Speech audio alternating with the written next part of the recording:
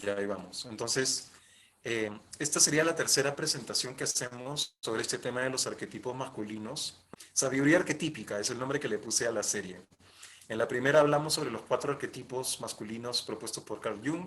En la segunda sobre astrología y arquetipos masculinos.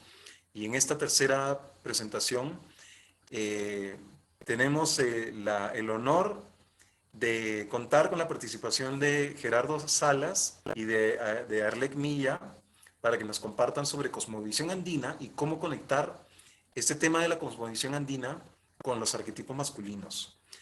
Yo ahí he estado también haciendo algo de investigación sobre el tema y la verdad es que todavía me quedan algunos huecos, ¿cómo le llaman? Como huecos cognitivos, ¿no? Como algunos vacíos cognitivos. Entonces creo que esta charla va a ser bien interesante para poder conectar esos dos mundos y que al final nos sirva para que nosotros como hombres podamos tener algo de conocimiento para continuar con nuestro desarrollo masculino. Entonces, antes de pasar a las presentaciones que tienen Gerardo y Erlec, rápidamente les voy a compartir sobre cómo se ve el tema de los arquetipos masculinos según el modelo de Carl Jung, ¿no? En el cual tenemos el guerrero, perdón, el rey, el guerrero, el mago y el amante. En ese sentido, por ejemplo, una primera cosa que compartir sobre los arquetipos es que hay gente que se acerca a este esquema de los arquetipos pensando en que, por ejemplo, ¿cuál me corresponde a mí? ¿Yo qué soy? Yo soy un mago. Ah, ya, chévere. Entonces yo tengo que ver cómo funciona el mago, cómo se comporta el mago. ¿No?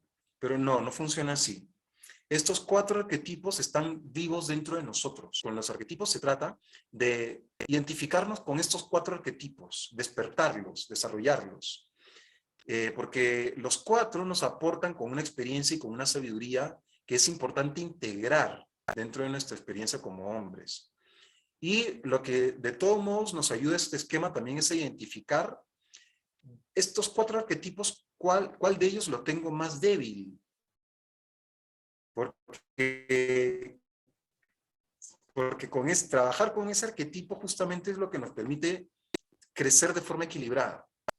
Y en ese sentido, por ejemplo, el arquetipo del rey es el proveedor, el protector, el que lidera, el que tiene uso del poder, es el padre de familia, por ejemplo.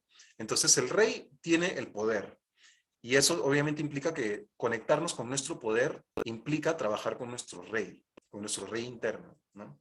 Conectarnos con nuestro poder personal, el empoderamiento. Luego, el arquetipo del guerrero es el arquetipo que confronta, el que sabe poner límites, el que sabe luchar para lograr lo que desea. En ese sentido tiene una pasión, porque lucha, sabe utilizar la espada, no le tiemblan las manos cuando tiene que sacar la espada. Ese es el arquetipo del guerrero. El arquetipo del mago es el personaje que maneja el conocimiento, ya sea el conocimiento de la naturaleza o de las estrellas o el conocimiento bueno, científico, etcétera, ¿no? Entonces, el mago es el que utiliza el conocimiento como poder.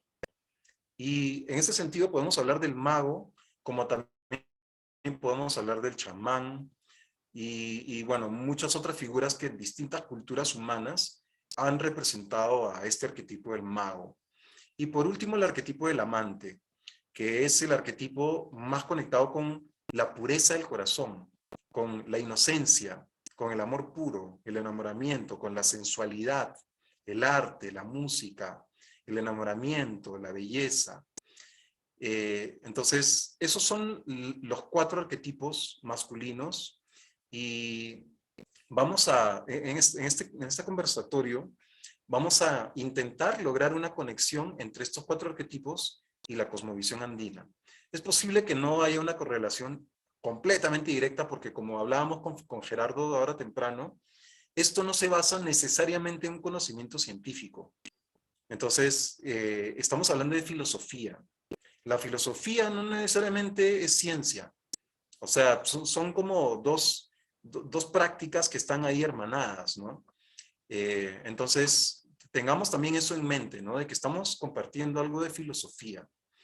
Y la filosofía, hay una forma de ver la filosofía que a mí me ayudó mucho. Porque típicamente cuando tenemos un acercamiento a la filosofía pensamos en que es puro pajazo mental, como se dice, ¿no? Que estás pensando y estás ahí especulando y pierdes el tiempo pensando nada más. Pero realmente filosofía, por ejemplo, en la cultura de la India, la traducción para filosofía es darshan.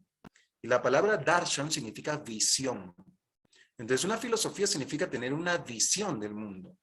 Y por lo tanto, la filosofía es como tener unos lentes para poder entender el mundo. Si yo no tengo esos lentes, entonces no tengo cómo entender el mundo y cómo relacionarme yo con el mundo. Por lo tanto, tener tus propios lentes, tener tu propia filosofía de vida es súper importante. Entonces, y obviamente la filosofía se tiene que traducir en una forma de vida, en una práctica. Y eso también, de Oriente viene este conocimiento de que toda filosofía tiene que tener una práctica. Entonces, eso así como para hacer una introducción. Entonces, bueno, Arlec, Gerardo, que vienen acá a acompañarnos, ellos además comparten un círculo de hombres también, que se llama el Círculo de Picha, de coca y de tabaco. Así que, bueno, muy honrado de tenerlos aquí presentes, hermanos, Arlec y Gerardo. Y bueno, quería comenzar con Gerardo, ya que con Gerardo habíamos estado hablando y tenía una presentación ya armada. Luego, Gerardo, podemos seguir con Arlec para que nos comparta sobre este esquema y al final podemos sacar algunas conclusiones. Entonces, Gerardo, hermano, te escuchamos. Gracias, querido Leo, gracias. Sí puedo compartir, ¿no? Sí, dame un segundo para ver si... Gracias. Ya, ahora sí. Muy bien. Bueno, ante todos, muy buenas noches. Mi nombre es Gerardo Pineo Salas. No sé por qué ha salido Gerardo Salas. Déjenme un momentito, voy a buscar la pantalla. Ahí está. ¿Me dicen si lo pueden ver? ¿Sí pueden ver lo que está compartiéndose? Sí se ve. Oh, genial, muy bien. Bueno, contarles que, bueno, yo Sí. soy Gerardo Pineo Sala, como mismo comentó Leo, junto con Arlec, Daniel Bazán y Manuel Kremer, hace más o menos un poco más de un año formamos un grupo en WhatsApp denominado el Círculo de Picha, que es un grupo de hombres que funciona como un círculo de apoyo que gracias a la visión de Mama Coca y Taita Saidi, que para ustedes, para que me entiendan, es la hoja de coca y el abuelo tabaco, nos permite entre hermanos curarnos. Eso es lo que hace el Círculo de Picha. Discúlpame el cherry, querido Leonardo. Yo comencé mi camino espiritual hace más o menos unos 10 años en la ciudad de Cajamarca.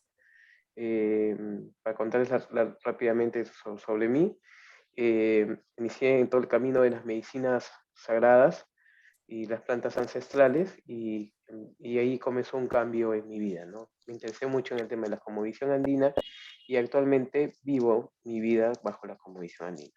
Esto me llevó a que en el año 2014 yo haga una iniciación andina en Rachi, en Cusco, con la maestra Martina Mamani. Entonces, la visión que yo les voy a transmitir en base a lo...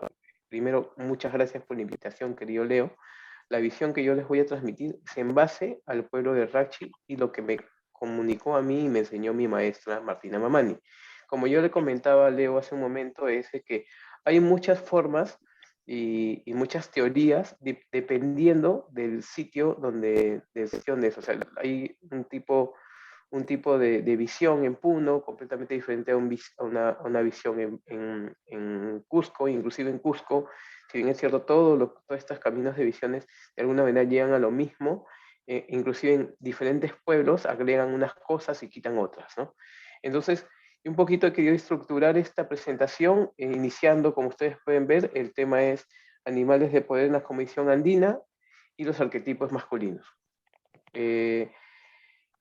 Bueno, según esto, de la investigación que yo pude hacer, entonces el norte está representado en la parte superior de la chacana, ¿no es cierto? Uno de los elementos principales que es el aire, y también que es como en quechua es comunicado como el Guaira o el Taita Guaira. Esto se relaciona mucho con el 21 de junio, que es el solsticio de invierno, ¿no es cierto? Y está relacionado con el cuarto mundo. Normalmente nos hablan de 3 mundos. A mí mi maestra me comentaba de que existían 4 mundos en el mundo andino.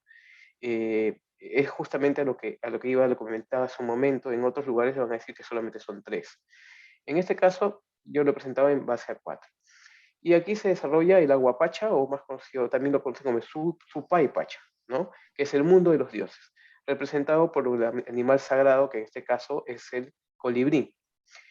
Luego tenemos el sur, que está representado por la serpiente en el Ucupacha, ¿no? Que está en el reino del Ucupacha o el mundo de abajo, y, y que también está relacionado con el elemento del agua, o cocha, como se denomina en quechua, ¿no? Cocha es el agua estancada, ¿no? Entonces la gran madre agua es denominado al mar, ¿no? Es el gran agua estancada, ¿no? También se denomina cocha a las lagunas, ¿no? Porque hay otra forma de decirle también al agua, ¿no? Las aguas, por ejemplo, que transcurren, como por ejemplo, como es el río, ¿no es cierto? Ahí no se denomina cocha, se denomina yaco, ¿no? Y en este caso estamos hablando del gran espíritu del agua, ¿no? Entonces está relacionado justamente con el 21 de diciembre, con el solsticio de verano, ¿no? Ese es el Lucupacha, ¿no? Y esto aquí también hay un tema de un sincretismo religioso también, ¿no? Pero no es el tema, pero tiene que ver inclusive con el tema de Jesús, ¿no? El nacimiento de Jesús y todo lo demás. Luego tenemos el oeste, representado por el elemento tierra o pacha, ¿correcto? Y su animal sagrado es el jaguar o torongo, ¿no?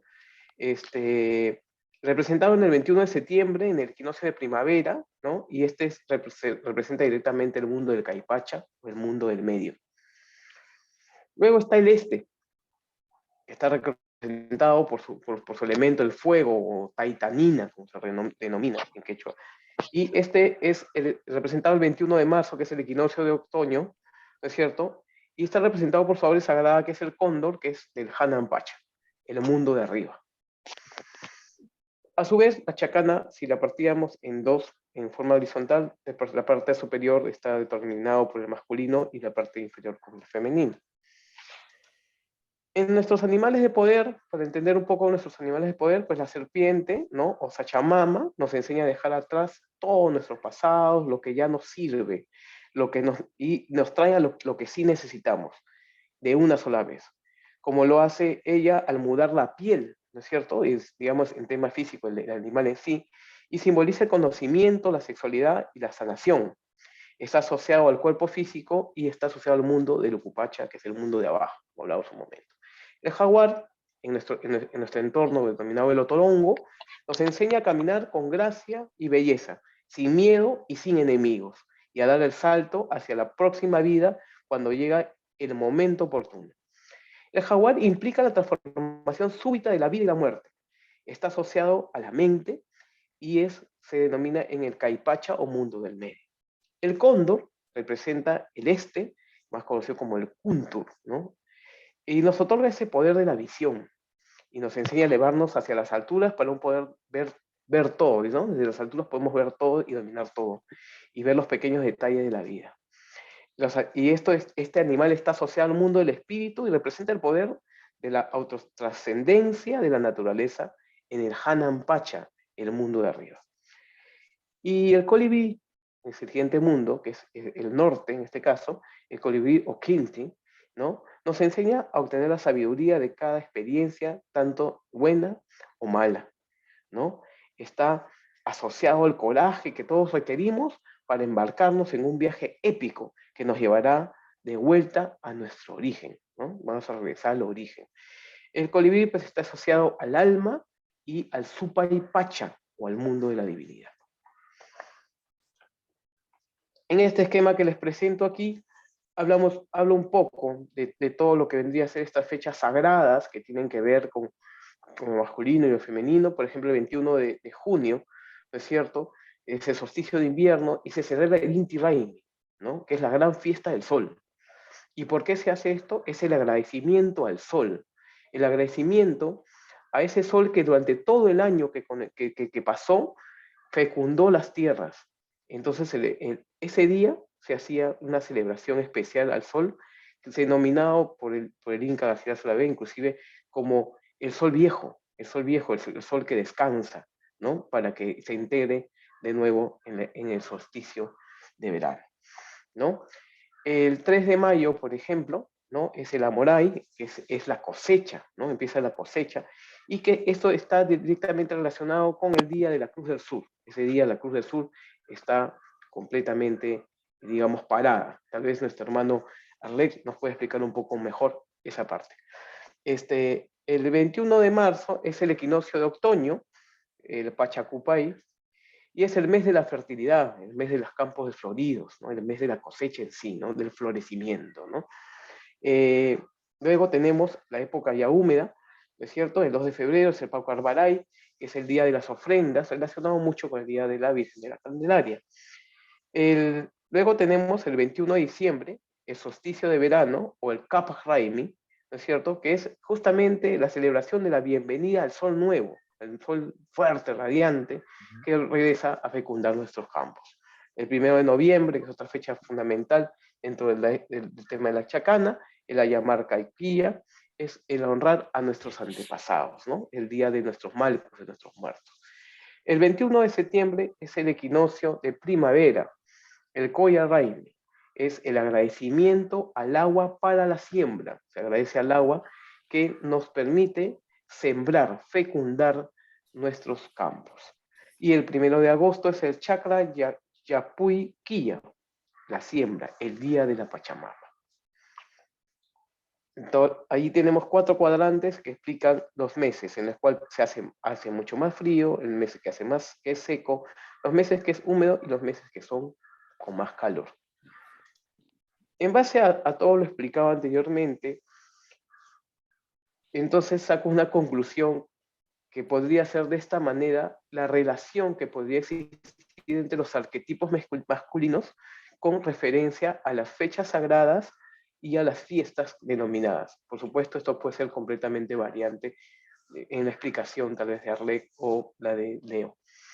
Y según lo que yo creo, es de que el 21 de junio, que es el solsticio de invierno, el Inti Raymi, está asociado con el arquetipo del masculino del guerrero, porque es la época fuerte, es la época de trabajo, es la época del invierno, ¿no? Y está asociado a Dios. Al sur está asociado con el tema del cultivo, es el solsticio de verano, es el solsticio del Kapha Raimi, y en mi caso creo que debería estar asociado con el arquetipo masculino del rey. El 21 de septiembre, que es el oeste, que es el equinoccio, es la época de primavera, la época de la siembra, pues asociado al arquetipo masculino del mago, y el 21 de marzo con el equinoccio de otoño hacia el este, asociado con el arquetipo masculino del amante. Como ustedes pueden apreciar en esta gráfica, la chacana está representada en la parte superior por Dios, abajo están el tema de los cultivos, el sol, la luna, deidades poderosas, el día de verano, la noche de invierno, la madre tierra, la fecundidad de las montañas, el agua, los animales, y a su vez el círculo que rodea a toda la chacana es la representación del todo, de Pachamama en sí. La Pachamama es el todo, ¿no? Entonces, también nos regimos en el tema de la Comisión Andina, lo que es toda la racionalidad andina, ¿no?, que son los principios del equilibrio y la armonía, que se manifiestan tanto en el interior como en todo su entorno, convirtiendo al mismo tiempo al ambiente en un hábitat natural y una expresión simbólica de la espiritualidad. La relacionalidad del todo es uno de los rasgos fundamentales de la cosmovisión andina, como principio que sostiene que todo está en una u otra forma relacionado, vinculado o conectado con todo. Nada permanece aislado ni separado. Correspondencia, respetando el principio de relacionalidad, se plantea que cada objetivo Cada objeto o fenómeno puede ser comprendido, analizado en sus dos opuestos correspondientes, en donde cada uno necesita del otro para encontrar su significado o sentido. Un ejemplo es el día y la noche. Si no existiera la noche, tendríamos un día, todo el día sería pura claridad, ¿no? Entonces, es un poco ese tema. La complementariedad es un principio de inclusión de los opuestos, en cierto modo el principio de complementariedad en un alcance de los principios anteriores. Ningún ser, objeto o acción existe aislado, sino que siempre tiene una coexistencia con su opuesto o complemento. Se trata del yananti o dualidad complementaria. Y la reciprocidad, el principio de correspondencia se expresa al nivel pragmático y ético. A cada acto le corresponde como contribución complementaria un acto recíproco y ético, no solo ligado al ser humano, sino abarcado en dimensiones cósmicas, el dar y el recibir. Coloqué estos temas de simbolismo andino y representación de la cosmovisión, pero no voy a ahondar en esto porque, Arle, creo que tú vas a ver esta parte también, ¿no? Hermano. Sí, bueno, Sí, ¿no? has tocado varios puntos en realidad y creo que van a ser complementarios con lo que voy a mostrar, entonces, sí, genial, Gerarito, has dado... Yo creo, hermano lindo, que esta parte de acá de la simbología andina y representación te la dejo a ti, Cholito, porque ayer lo explicaste muy bien en la conferencia, en la charla que estuvieron. Entonces, esta parte te la dejo a ti, ¿te parece? ¿O deseas que le explique? No, dale, o sea, puntualmente no voy a andar en la parte ya semiótico de la iconografía en sí. Podría hablar sobre el escalera espiral, pero puntualmente iba a enfocarlo el tema de la cosmovisión desde el calendario solar como lunar y el punto Ya. de la semana, ¿no? Pero el Yo creo, Wilcamayo... yo creo que nos guardamos, hermanos lindos, para lo que vendría a hacerlo de la charla que a continuación da Arlec y complementa todo el tema de la cosmovisión andina y ahí va a haber muchos temas del tema del simbolismo. Igual, si tú crees conveniente, Leo, puedes pasar este material a los hermanos. Muchas gracias. Gracias, Gerardo, gracias. Muchas gracias. Buenísimo, gracias Gerardo, gracias por esa explicación. Eh, bueno, entonces, a mí me parece súper interesante lo que trajiste por esos conceptos de la complementariedad, la reciprocidad, me parece que era, porque me recuerda mucho a los principios del Kybalión. Y bueno, son principios universales al final, ¿no? También Entonces, tienen que ver con los ahí principios me de la parece cosmovisión súper andina bueno, también. o sea, toda esta introducción a la... Claro, claro que sí, y a eso voy, ¿no? Como que son universales. Entonces, bueno, ahora le vamos a dar el pase a Erlec para que ahí también nos haga su presentación y luego poder ya sacar algunas conclusiones y conectar con lo de los arquetipos masculinos y bueno, armar una conversación un poco sobre eso, ¿no? Erlec, hermano, ahí te escuchamos. Gracias, Leo. Gracias Gerardo, gracias Leo. Bueno, mi nombre es Arlec Milla, puntualmente soy director del Centro Pachacuti. Esta noche, gracias por la invitación, Leo, por el tema de los arquetipos. Puntualmente no es mi especialización en ese tema, pero me parece bastante interesante cómo podemos unir estos dos conocimientos, ¿no? Pues creo, como tú bien dices, pues al final esta sabiduría es para tomarlo de una manera filosófica para poder establecer un buen pensamiento, ¿no? Porque finalmente la filosofía viene a estructurar nuestro pensamiento, a cambiarlo, a reestructurarlo, a pensarlo. Entonces pensar es lo que a veces se nos ha limitado dependiendo de nuestras creencias, ¿no? Entonces a la hora que nosotros crecemos en una sociedad en la cual el trabajo tiene que ser como ese trabajo aparentemente, un trabajo que nos bloquea, pues no estamos disfrutándolo, entonces también tenemos un cambio energético que va en contra de lo que queremos, ¿no? Entonces, al ver la cosmovisión andina, vemos una práctica distinta. Ellos no concebían el trabajo, sino la comunidad, el diálogo con la chakra y ¿cómo se le dice? El bienestar común, ¿no? Leo, levantaste la manito. Sí, solo para complementar esta idea que dices, porque yo cuando hablé de filosofía al momento, me faltó esta idea que justo la trajiste, que es que la realidad se crea a partir de los pensamientos. Y por lo tanto, buscar un pensamiento correcto es súper importante para que la realidad sea armónica. Y bueno, pues, o sea, por eso es que la filosofía es tan importante, porque nos permite entender nuestra realidad de una forma mucho más amplia para pensar de forma correcta sobre cómo actuamos en el mundo. Y de esa forma, la realidad que creamos es una realidad más llevadera, más estable, más provechosa. Solamente quería... Claro, gracias Leo. Y ahí es donde van los arquetipos, ¿no? Porque al final es la manera de entender cómo nos motivamos, ¿no? Cómo el ser humano se motiva y lo que genera una personalidad distinta, ¿no? Como ha planteado Leo con el rey, el guerrero, el mago y el amante. Entonces voy a tratar también de mantenerlo para poder contrastarlo un poquito con los animales de poder, ¿no? Eh, bueno, primero quiero compartir la pantalla para mostrarles.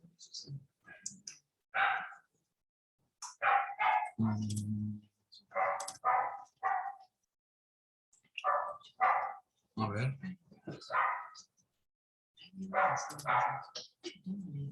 Sí, sí lo ven todos. Hola. Sí, perfecto. Sí, perfecto, sí lo veo. Bueno, Gerardo ahondó en el tema de la chacana con el calendario. Creo que no quisiera, digamos, asitunear lo que un poco comentó el hermano Gerardo, pero acá vemos el otoño, el invierno, el verano y la primavera, con el tema de la cosmovisión, cómo veía el ciclo tanto solar como lunar, ¿no? Los solsticios puntualmente son masculinos, tiene que ver como el sol, a la hora que estamos, el sol se aleja de nosotros y empieza el frío, el sol está lejano, entonces el sol más abuelo. El sol cuando está más cerca es el sol joven. Entonces en ese momento la chakra se preparaba para la cosecha y en la otra polaridad se preparaba la tierra, ¿no? O sea, ahí es donde también se hacían sus rituales, sus ceremonias para poder devolver a la tierra un poco lo que recibían, ¿no? Entonces tenían estas fiestas, estos raimis, como le decían ellos, en el transcurso del año, celebrando ese paso del tiempo, ¿no?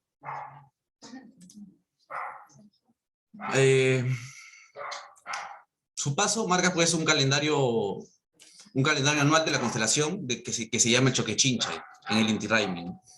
Que también se ve la chacana. Acá vemos un orden cósmico que plantea cómo se vivía, cómo se pensaba, cómo dialogaba el hombre andino en ese entonces. Esa es una crónica, un extracto de una crónica de Guamán Poma de Ayala, y en esta crónica nos muestra este dibujo que vemos aquí, donde pone el sol, la luna, pone la constelación, no sé si se ve el mouse, sí, ¿no? Se ve la Cruz del Sur en el medio, las constelaciones, y acá abajo, ahí hay pues interpretaciones al respecto, porque yo pondría, el hombre está a la derecha y la mujer está a la izquierda. Entonces tienen ese diálogo de dualidad, y la chacana en sí, con sus animales de poder, lo que tendríamos es que ellos veían en la constelación una llama. El Wilcamayo es el gran río de estrellas. Y esta constelación, también dibujado por, si no me equivoco, este es de Tiahuanaco, y no sé si dice puntualmente quién lo dibujó, pero bueno, lo que nos quiere mostrar aquí, en este dibujo, es esta constelación que se ve, este río de estrellas, este Wilcamayo, se ve en esta parte, en este hemisferio. Entonces, y sobre todo en Puno. Ahí vemos la estrella, la Cruz del Sur, y vemos la llama, y también vemos al pastor. Entonces, esta llamita vamos a verla posteriormente. Este es el Wilcamayo como se ve en la constelación del sur. O sea, de aquí sale la chacana, acá vemos la chacana. Estas 4 estrellas de acá son la chacana. Esta ciencia, el hombre andino proyecta desde los espejos astronómicos. Este descubrimiento también de los espejos lo ha llevado desde los micro hasta lo macro. Vemos también en Cusco unos espejos grandazos, o sea, no me acuerdo ahorita cuánto de tamaño. Sin embargo, esos espejos están alineados para poder hacer una alineación de sus huacas. Entonces tienen un alineamiento astrológico en los huacas, en los lugares sagrados o espacios sagrados, como le dicen, que es el término puntualmente del significado de huaca, ¿no? Esta es la llamita, es la conopa. Honraban ritualmente, y por eso vemos, y eso está en el arte andino, vemos la llama como un animal de poder en el cual ponen la vela. en esta llamita, encimita de su copita, se pone la vela. Entonces tenían y así encontramos parafernalia andina referente a este animal, ¿no? Entonces es un animal de poder, ¿no? Acá vemos la constelación puntualmente, la constelación del sur. Este es el geogrifo que da a descubrir mi abuelo, Carlos Milla, y yo puntualmente soy nieto de Carlos, de mi abuelo Carlos Milla, y él escribió un libro que se llama Génesis de la cultura andina, que lo podemos hoy en día, bueno, él ya falleció, salió en 7 ediciones de ese libro, y ahora se ofrece en PDF, si lo quieren también, bienvenido, me pueden contactar. Puntualmente con esta investigación, lo que pone a rescatar en este libro Génesis de la cultura andina es que nosotros teníamos una ciencia al respecto a cómo nos enseñan que la cultura andina éramos primitivos, que nos cortábamos las cabezas, era una discusión y que no éramos un pueblo civilizado. Sin embargo, en este libro se plantea toda una convivencia, todo un arte, toda una ciencia paleomatemática. Entonces, mi abuelo como arquitecto también era muy matemático. Entonces, también nos hablaba al respecto, ¿no? Creo que... me pasé esto acá. Este es bueno, este es el Wilcamayo. Acá vemos también un huaco, referente a cómo miraban el cielo. Esas son las constelaciones, las cuales ellos veían. Es una diapositiva. Todas estas culturas nos dibujan una mitología en las estrellas, ¿no? Un misterio en tiempo y en la eternidad, ¿no? Entonces aquí vemos el gráfico en el cual veían la llama, ¿no? Entonces, aquí decirles puntualmente los animales de poder frente a lo que, un poco orientándolo a lo que Leo nos propone, ¿no? La llama, a ver, la llama vendría a ser del Collasuyu, el jaguar del Chinchaysuyu, la serpiente del Antisuyu y el cóndor del Contisuyu. El colibrí llega a ser un reflejo del cóndor, ya que porque el cóndor vuela alto, es el más grande y es blanco y negro, es la dualidad, y sin embargo el colibrí es el más pequeño y que vuela más bajo. El cóndor es el que vuela más alto y el colibrí es el que vuela más bajo. Eso como dualidad, y es por eso que también se le considera, y lo hemos escuchado varios, que nos trae los mensajes de los dioses. Cuando vemos un colibrí acá en el Caipacha, en el mundo de aquí, como decía Gerardo, hay... puntualmente se trabaja 3 mundos, pero la chacana es la cuatripartición. Entonces los 3 mundos se dividen, se multiplican en 4 para las 4 direcciones, los 4 suyos, las 4 comunidades. Como era un diálogo de comunidad, de comunión, no era un límite del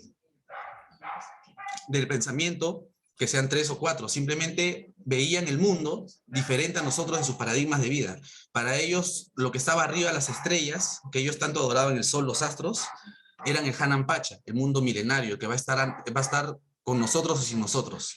El Kai Pacha es el mundo de aquí en el cual nosotros convivimos con todos los seres que están vivos en este planeta y nos relacionamos, sean los que sean de nuestra propia carne y sangre, como los animales, ¿no? Y los vegetales. Ahí están las plantas medicina, ahí están todos estos seres que conviven con nosotros y que tienen este lenguaje que nos permite relacionarnos en el Kai Pacha. Entonces, hablar de la cultura andina que se honraba en el Kai Pacha puntualmente es el colibrí, el jaguar, porque es el que estaba aquí, como bien lo dice Gerardo en la Convención Andina, es el que traía, pues nadie tenía miedo a este animal y mantenía pues la visión y la sabiduría, ¿no? En el buen caminar, en el sumas causa, ¿no? Que es el buen vivir. La serpiente es el tema de la sabiduría, está relacionado con el Uku Pacha, con el tema de mirar a nuestros ancestros, mirar hacia adentro. Por eso cuando vemos el tema de la ayahuasca, se relaciona con la serpiente. Y es por lo que trae una sabiduría. Si lo relacionamos ahora con la religión en sí, vemos a Adán y Eva con el tema de la serpiente, que le abre la visión con el tema de la manzana y descubre que estaba desnudo. Entonces, hay todo un diálogo que se ha ido, digamos, montando frente a la serpiente, en la cual después uno puede dar miedo, pero sin embargo para el mundo andino el pensamiento era cíclico y escalonado, ¿no? Entonces la serpiente tenía ese diálogo de poder viajar en los mundos, ¿no? Entonces es que transmitía esa sabiduría de estar aquí con nosotros y sin embargo entrar hacia nosotros al fondo, ¿no? Y eso es lo que hace las plantas medicina, que puntualmente donde me especializo también, porque vengo ya trabajando más de 15 años con plantas maestras y trabajamos en la evolución personal, no tanto del hombre como la mujer, ¿no? Entonces estos conocimientos de la cultura andina, esta sabiduría, nos permite en lo personal poder ver la vida de otra manera a como estamos acondicionados a verla, ¿no? Nos muestra otro paradigma de vida. Eh, eso por el momento, de pronto si tienen alguna pregunta, me puedo expandir también de pronto, pero es muy interesante ese tema de los arquetipos, ¿no? Pondría el cóndor del Hanan Pacha, perdón, el puma con el rey. El rey siempre está presente. Y también el tema del sol con el tema del rey, con el tema del Inca. Porque, bueno, para Occidente el rey, para el hombre andino el Inca, y el Inca era cualquier persona que su corazón brillaba como el sol. Entonces, era una persona que se escogía por su calidad de servicio. El Inca no es que no hacía nada, el Inca sabía tejer, sembrar, cosechar, sabía todo, y porque lo sabía todo, estaba ahí delante, digamos, dirigiendo el pueblo, ¿no? Y curiosamente, ¿qué es lo que pasa hoy en la sociedad? El que nos gobierna es el que no sabe nada a veces, ¿no? En cierta forma no se prepara, no hay una escuela para preparar buenos líderes. Entonces lo que yo rescato de la Cosmovisión Andina es que era una cuna de buenos seres humanos, ¿no? Porque ya el líder llega a ser una actitud de una personalidad, pero la calidad de seres humanos es lo que muestra una sociedad, y una sociedad que se ha trabajado con el Ain, el Amita, la Minca, y tiene tantos conceptos que no los hemos inventado, sino existen en su vida. Entonces ahora ponerlos en práctica en un buen vivir, en un sumas causa, es lo que tocaría, ¿no? Como práctica ancestral, como esta ritualidad en práctica, porque lo que los abuelos hicieron y nosotros plasmamos en un conocimiento, y lo ilustramos como Gerardo lo ilustra, como lo puedo presentar, estamos interpretando el conocimiento. Sin embargo, a la hora que nosotros lo vivimos, a la hora que nosotros nos vinculamos, es ahí donde hay un cambio real en nosotros, ¿no?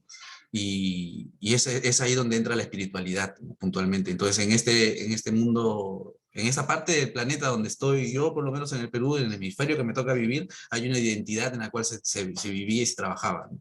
Eso es lo que puntualmente me dedico a rescatar, este conocimiento, sabiduría, para poder plasmarla en una buena sociedad, ¿no? Primero en mí, ¿no? Pero bueno, eso. Gracias, Leo. Buenísimo, gracias, Erlek. Bueno, yo creo que así como algunas conclusiones que podríamos sacar de todo esto es que, así regresando al tema de los arquetipos, entender y más bien dicho, antes de entender, primero conectarnos, ¿no? Conectarnos con los animales de poder, porque cada animal de poder tiene también historias, tiene todo un simbolismo, y a partir de ese simbolismo podemos rescatar algún conocimiento para nuestro desarrollo como hombres. Por ejemplo, este esquema de los 4 arquetipos masculinos creado por Carl Jung, eh, obviamente tiene una visión eurocéntrica, se puede decir, ¿no? Porque la figura del rey es una figura europea, ¿no? Eh, y igual que la figura del mago, también es una figura europea. Por ejemplo, el mago aquí en las culturas americanas era el chamán, de alguna manera, ¿no? Era el que portaba el conocimiento y que de alguna forma hacía magia con la medicina y con los conocimientos y con los rezos. Puntualmente se Eh, ve mitos que el entonces, chamán en es ese la sentido, persona que maneja su energía, que sabe, o sea, todos tenemos esa cualidad de ser chamán a la hora que manejamos nuestra energía. Cuando no dejamos que salga el impulso y nosotros más bien manejamos nuestra energía, ahí surge un chamán. Eso de pronto para añadir, disculpa Leo que te corté.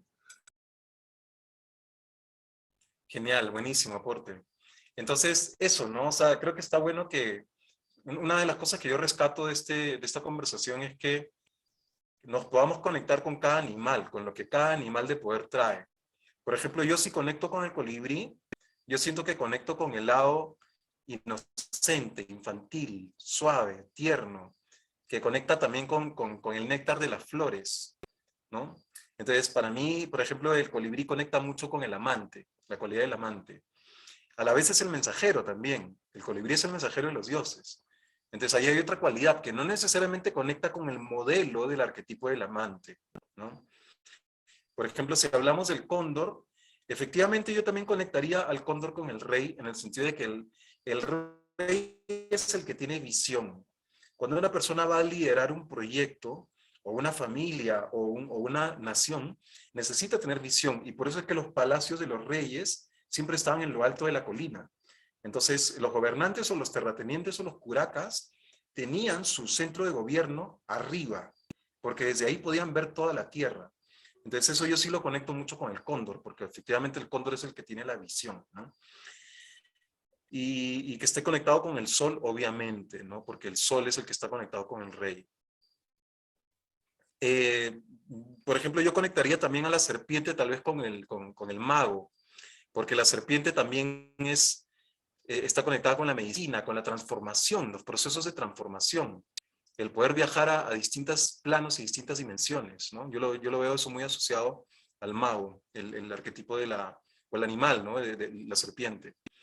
Y el jaguar, como, bueno, por ser pues un cazador, de hecho podría asociarlo mucho más al guerrero.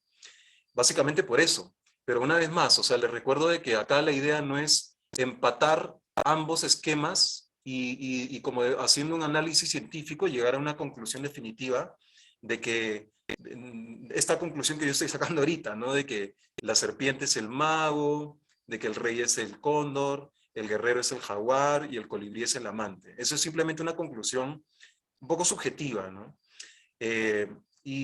Bueno, un poco a lo que voy con todo esto, a todo esto es que cualquiera sea la cultura de la cual nosotros venimos, hay modelos que nos enseñan cómo desarrollarnos en nuestro camino como hombres. Y una cosa que a mí me parece muy interesante, que es otro tema que yo creo que también está buenísimo como para compartirlo, es sobre los rituales. Rituales de paz o rituales entre hombres, ¿no? Porque en las culturas americanas también habían rituales para los hombres, especialmente en grupos de cazadores, por ejemplo, ¿no? Ese yo creo que es un tema muy bueno que poder compartir también en algún momento. Lo traigo aquí como para luego cocinarlo y prepararlo. Entonces, antes de armar así un circulito y poder compartir la palabra, tal vez alguien de aquí del grupo tenga algún aporte, algún comentario, alguna pregunta sobre este tema. Estamos ahí dispuestos ahorita como para abrir la conversación. Lalita, ahí vi que levantaste la mano.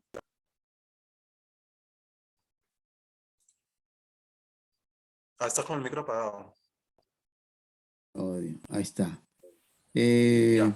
Mira, a ambos hermanos, Gerardo y Arlek, para empezar, muchísimas gracias por su contribución, porque yo nací en el Perú, pero vivo afuera ahora, y creo que una de las cosas que Arlek dijo fue muy valiosa, y yo siempre he creído eso, de que esa idea de que los pueblos conquistados son primitivos y por eso hay que conquistarlos para llevar la civilización allá. ¿No? Es como que el truco, por decir así, que se utiliza para robarse la riqueza del lugar. Hoy en día se hace con el petróleo, el uranio, pero claro, en nuestra época se hizo con el oro, yo creo.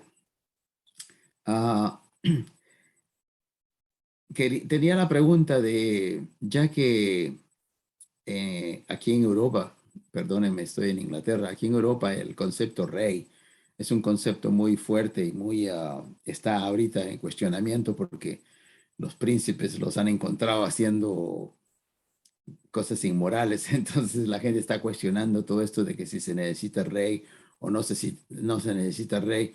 Y por supuesto el concepto rey es un concepto correcto, que no quiere decir que el rey puede hacer lo que se le da la gana, sino que el rey tiene que portarse de acuerdo a una cierta forma, entonces eso lo hace rey, que es lo que dijo el hermano Arle, que dijo, no, no, la persona dirige porque es el que sabe todo.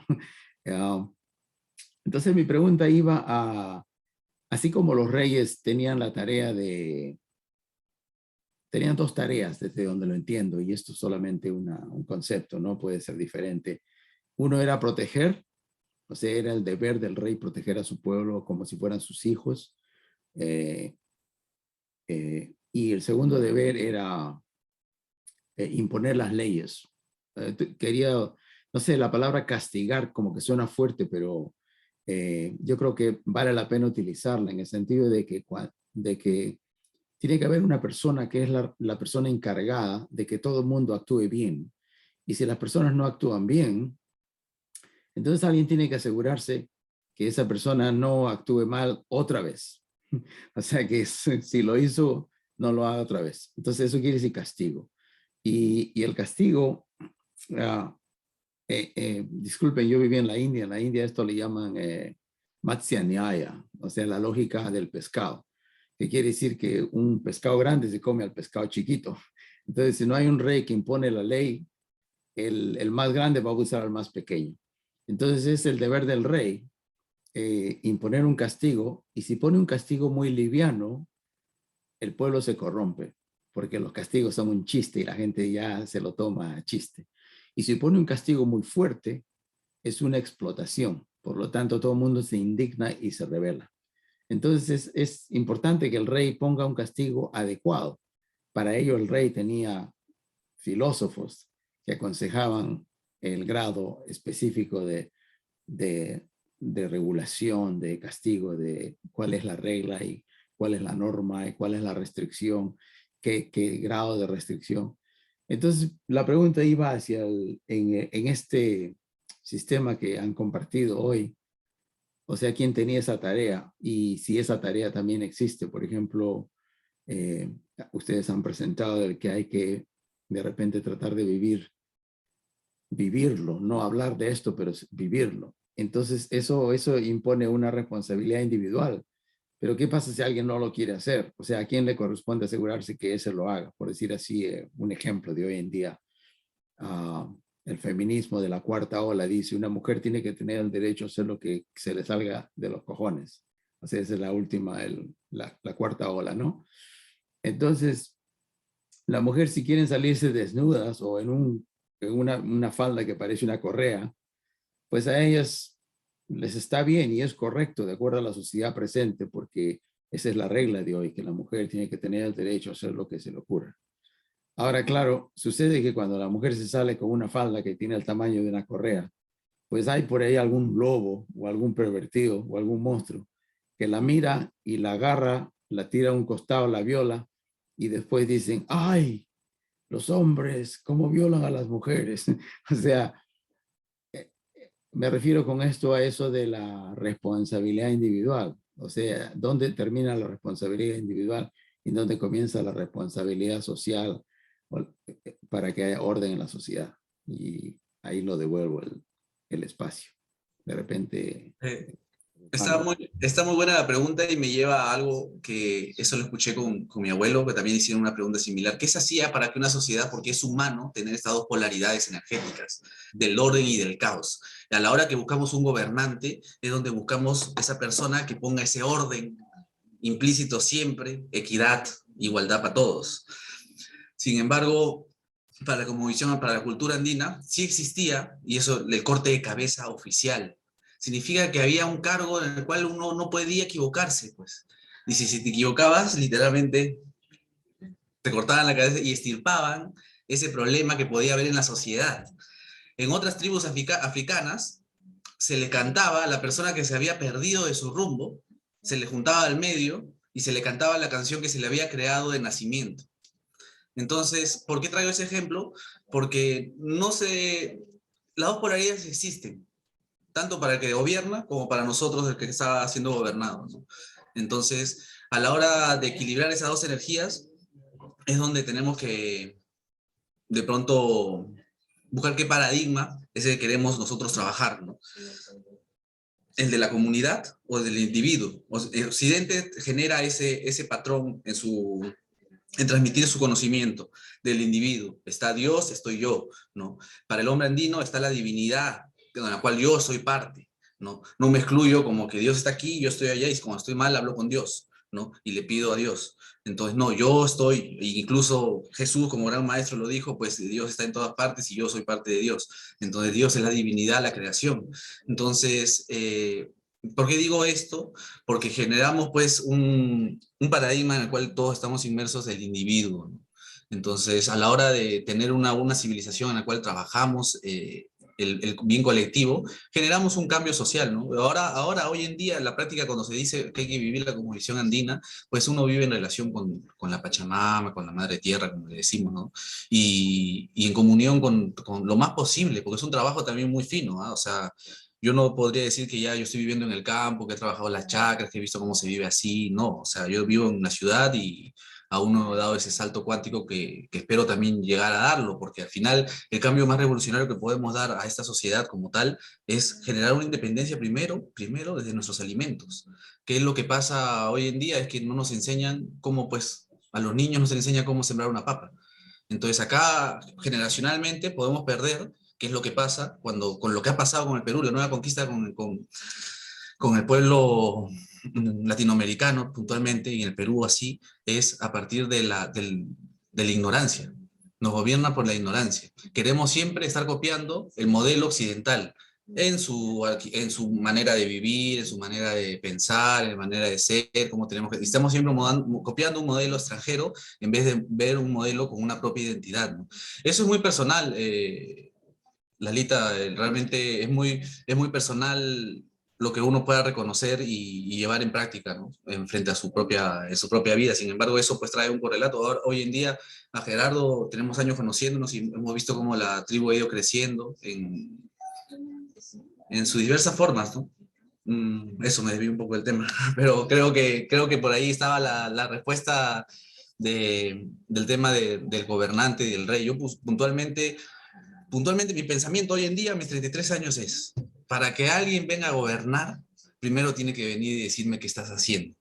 Porque para el hombre andino no existe el que te voy a dar sin que vengo haciendo. Entonces, qué bueno sería que el que quiera ser presidente, ¿por qué no ponemos al que quiera ser presidente o gobernar así? Que sea voluntariado como lo hacen los bomberos. ¿Por qué estamos buscando que esa persona se haga millonario hasta después de ser presidente y gane toda su plata hasta que se muera?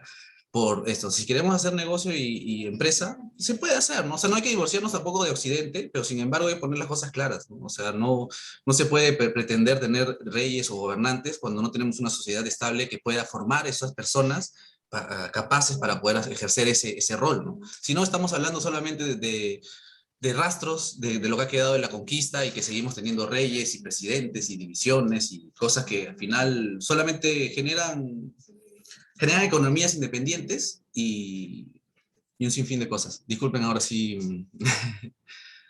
No, está bien. Muchas gracias. Buenísimo, buenísimo, buenísimo, Arley, lo que traes. Antes de pasar a la pregunta de Claudio, que también levantó la mano, yo quería, tal vez para complementar esa respuesta y también para traer la pregunta de Lalita respecto a quién es el que imparte justicia, porque creo que esa era una pregunta importante, ¿no? Más o menos así podría plantear la pregunta, Lalita, sobre quién imparte la justicia. Ya, chévere.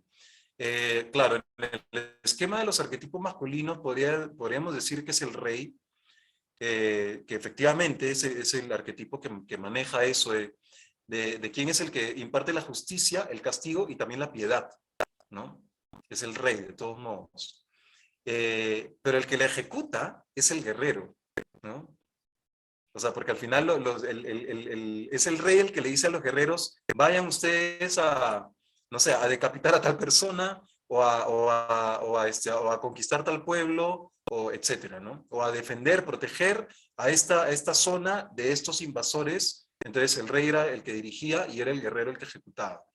Pero más allá de quién es el que cumple ese rol de la justicia, yo creo que una conclusión importante que yo puedo sacar de esa pregunta es que como hombres ahorita estamos en una crisis terrible, porque efectivamente estamos en un mundo moderno, industrializado, en donde nos hemos desconectado de la naturaleza, de la tierra, de la sabiduría ancestral, y por lo tanto, como hombres, nosotros no tenemos un esquema moral sobre el cual construirnos necesariamente. O sea, en Hollywood, o sea, nuestra cultura ahorita está empapada de Hollywood, o de Disney, o de, bueno, en fin, o sea, culturas alienadas, que no necesariamente nos corresponden y que además no honran a la sabiduría de sus pueblos. Porque si Disney nació en Estados Unidos hay sabiduría ancestral. O sea, me refiero a los pueblos originarios de Norteamérica, ¿no? Hollywood se fundó en, no sé, en California y bueno, pues era como una industria súper consumista que nada tenía que ver con la moral tampoco, con la construcción de una sociedad equilibrada, justa, etcétera, ¿no? Entonces, en ese sentido, nosotros como hombres crecemos con la ausencia de modelos de crecimiento como hombres, como familia y como sociedad.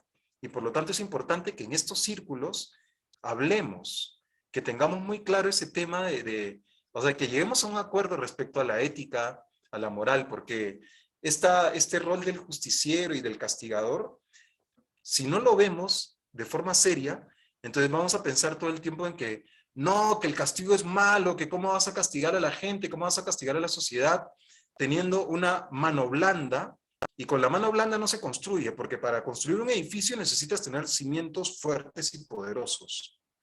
Un edificio no se construye sobre el pantano.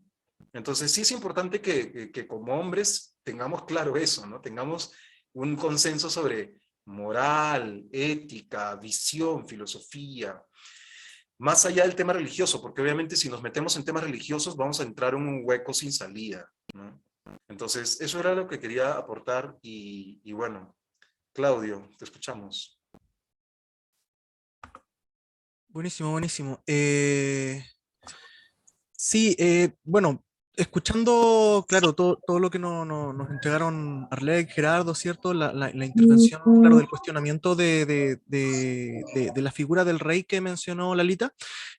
Bueno, me resonó un poco que hace tiempo estaba escuchando unos podcasts de historia, tipos de gobernabilidad. Bueno, a propósito de todo el tema de la nueva constitución de acá de Chile, entonces me puse un poco a investigar y todo eso, y dentro de este podcast salió dentro de lo que eran tipos de organización, ¿cierto? De gobierno, el tema de aquellas sociedades que todavía mantenían la figura del rey como tal. Y que no era incompatible con la presencia de un presidente o de un como gobernante político. Entonces, el cuestionamiento estaba mucho en, chuta, si ya tenemos un gobierno, entonces, ¿para qué está el rey? ¿Cuáles son las funciones del rey? Y en muchas de estas sociedades como que siguen manteniendo a estos reyes, por lo que recuerdo del podcast, decían que el rol de ese rey, más allá de dictaminar o de ¿cómo se llama llegar a establecer leyes, tenían un rol diplomático, un rol de relaciones exteriores, un rol un rol social en cuanto a lo que era, por ejemplo, oye, ¿sabes qué? Yo como rey de tal país tengo contactos con el rey del otro país, podemos ahí entablar conversaciones para que después el gobierno haga quizás leyes de tratado, libre comercio, etcétera. Entonces, se me vino como a la mente esta visión del rey como quizás, no sé si un nuevo rol, un nuevo arquetipo, pero de esta figura como del diplomático, de aquel que hace conexiones, de aquel que sociabiliza. En ese sentido, como este tipo de roles, o este tipo de rey, bueno, me llegó el tema del rol como este más social por medio de esta línea, pero ¿existe algún tipo como de arquetipo o quizás ahí dentro de los animales de poder en esta cosmovisión andina que tome esta energía social, esta energía diplomática y la aplique como tal? Esa Sí, era mi pregunta. sí, sí, en realidad sí. Es la llama. Ah, perfecto. La llama trabaja el tema de la comunidad, el diálogo con la comunidad en sí puntualmente, ¿no? Entiendo, entiendo. Claro, y en ese sentido, no sé si me perdí un poquito dentro de la presentación, pero esta llama sería un poco transversal, ¿cierto? Está como presente como una especie como de, entre comillas, alumbrando a todos los demás como arquetipos animales, ¿cierto? Disculpa, Yo creo que más yo te bien escucho. la llama, Sí, aló, aló. yo creo que más bien la llama y el colibrí estaban de alguna manera asociados, la llama y el colibrí. Porque Arlec fue que trajo el tema de la llama. No sé, Ujú. Arlec, hermano, tal vez, ¿cuál es tu visión sobre eso? Puntualmente, a la hora que, o sea, la llama tenía un vínculo tanto como abrigo, como también alimento y también trabajar el tema de la ritualidad, porque se mueve en comunidad. El hombre andino veía su espiritualidad a través de la naturalidad, de la naturaleza. Entonces, al ver el sol, la noche, el día, entonces creó una dualidad y la comunidad en sí la representó en la llama por su diálogo con ese animal que siempre es en manada, ¿no? Entonces, es por eso que lo representaron como ese animal de poder y simbolizando su trabajo comunitario, ¿no? El colibrí... hay un audio. El colibrí, puntualmente ustedes saben que la ciencia dice que el aleteo del colibrí da, si no me equivoco, los latidos son al mismo tiempo que el latido del corazón. Entonces se relaciona mucho en la espiritualidad también con la trascendencia y la divinidad alcanzada en el estado del ser humano, ¿no? El colibrí te puede presentar como Dios, ¿no? O como tú mismo en tu belleza, porque representa la belleza también, ¿no? Y es el animal más pequeñito que vuela en lo más bajito, ¿no? A diferencia del cóndor. De pronto confundí la pregunta. Era un poco claro, o sea, ¿por qué salió el tema de la llama? Era porque, claro, yo estaba como identificando El quizás Wilcamayo. Viene del río de estrellas del Wilcamayo. claro, Sucede que acá en este hemisferio, sobre todo cuando estás en Tiahuanaco, en Puno, ves ahí claramente todo un río de estrellas, como un río negro que ves, donde en ese río de estrellas está también la constelación de la Cruz del Sur. Y al lado se ve una figura de una llama y un pastor, ¿no? Eso lo presenté hace un momento con unas ilustraciones, ¿no? Ese cielo es el que veían con los espejos astronómicos y de ahí sacaron esa llamita relacionándola en el cielo, ¿no? Por eso les digo, la cosmovisión andina puntualmente es la observación de la naturaleza, ¿no? Que la trabajaban en su entorno, ¿no? Con su relación tanto hacia adentro como hacia afuera, ¿no? Pero puntualmente la llamita viene desde el río de estrellas de Wilcamayo, ¿no? no, Bueno, gracias. un aporte que yo también podría hacer a este tema que trae Claudio sobre el rol del rey, es que el rey en la antigüedad no tenía un solo rol, sino que tenía varios, ¿no? O sea, el de gobernar, proteger, el de traer la prosperidad al pueblo, el de las relaciones, tal como lo dices, ¿no? Las relaciones diplomáticas. Y, por ejemplo, desde la astrología también hay un conocimiento ahí interesante, que es que el tema de las relaciones y la diplomacia se ve en el signo Libra. Y el signo Libra está regido por Venus. Y Venus es un planeta sensual, que tiene que ver con la belleza, las relaciones, el amor, el carisma y también el arte, la sofisticación. Y entonces, en ese sentido, el Sol, cuando está en Libra, se dice que se debilita. En otras palabras, cuando el rey cumple las tareas de Libra, que son las tareas de, por ejemplo, es raro esto cómo va a sonar, pero la tarea de impartir justicia, de establecer las relaciones diplomáticas, todo ese tipo de cosas, el sol se debilita, el rey se debilita. ¿Por qué? Porque tiene que balancear su poder. El rey, en principio, así como el sol, brilla en el cielo y nadie lo opaca. Entonces, la presencia del rey no pasa desapercibida. Pero cuando el rey tiene que cumplir un rol diplomático es porque está con otros reyes, en donde tiene que medir su poder, ¿no? Entonces, ahí es donde el sol se debilita, en Libra. Entonces, eso como un comentario, ¿no? Porque también está bueno identificar estas cualidades de los arquetipos cuando se desbalancean, cuando no están cumpliendo su rol de forma equilibrada. Entonces, eso quería aportar. No sé si alguien más tenga otra pregunta o comentario como para pasar a otro momento.